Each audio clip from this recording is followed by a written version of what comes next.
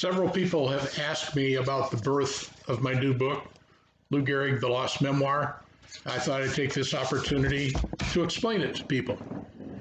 In my introduction, I wrote, "When I uncovered these columns while researching another topic, there was no doubt they needed to be brought to the public's attention." And I have received numerous questions about, what were you working on? So, this is the story. Back in 2005, University of Oklahoma Press published Blood in the Argonne, story about the Lost Battalion of World War I. In that, there was a character named Leo Stromey, a captain from California, who was wounded early in the siege.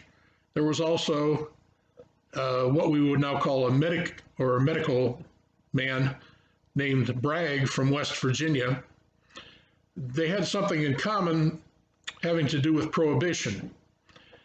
I had known that Bragg had been caught moonshining after the war in West Virginia and had his case tossed out by a judge when the judge found out that he had been awarded a Distinguished Service Cross for his service in World War I.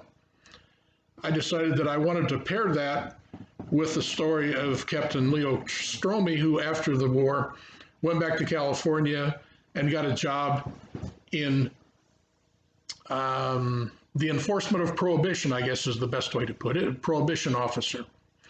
During the course of his employment, he became involved in some sort of nefarious scheme to import illicit alcohol into California. During the investigation, though, the paid informant that was supposed to testify against Stromey and his cohorts mysteriously ended up dead. So I thought that would be a great way to bookend a prohibition story about soldiers from the Lost Battalion after the war during the prohibition era. So I started looking for stories about Stromey, especially related to the scheme he was involved in. So that's how this story originated.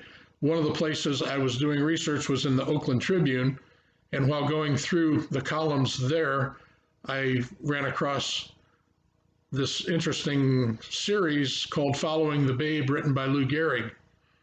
I became intrigued by that and made some copies, because I have learned over the course of time that if I find something, I need to copy it right away, because a lot of times I'm never able to find it again. So what I did was copy it, put it away for a while, but not for very long, because the more I thought about it, I thought, this is going to be a better story than anything about Leo Stromey or the medic Bragg from West Virginia. So I began to do some research, found out that it had never appeared in the published records of the Copyright Office as having received a copyright registration. So even though the columns carried the impression of the Christy Walsh Syndicate, which was essentially Lou Gehrig's agent at the time, so I did write to the Copyright Office, gave them all the information I had, asked them to look for any copyright registration for Oakland Tribune, Lou Gehrig, Christy Walsh Syndicate, Following the Babe. And after a lengthy search, I got a notice back that it had never been copyrighted. So even though the 95 years of copyright existence had not expired, according to the Copyright Office, it was in public domain because it had never been copyrighted. After that, I started to transcribe the articles, got in touch with my agent, Roger Williams. Thank you, Roger.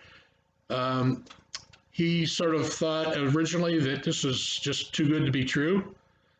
I agreed with him. It was too good to be true, but it was true. After convincing Roger, we got in touch with Stuart Roberts at Simon & Schuster. He also thought it was too good to be true, but with a little convincing, he got on board as well. And that was the origin of Lou Gehrig, The Lost Memoir.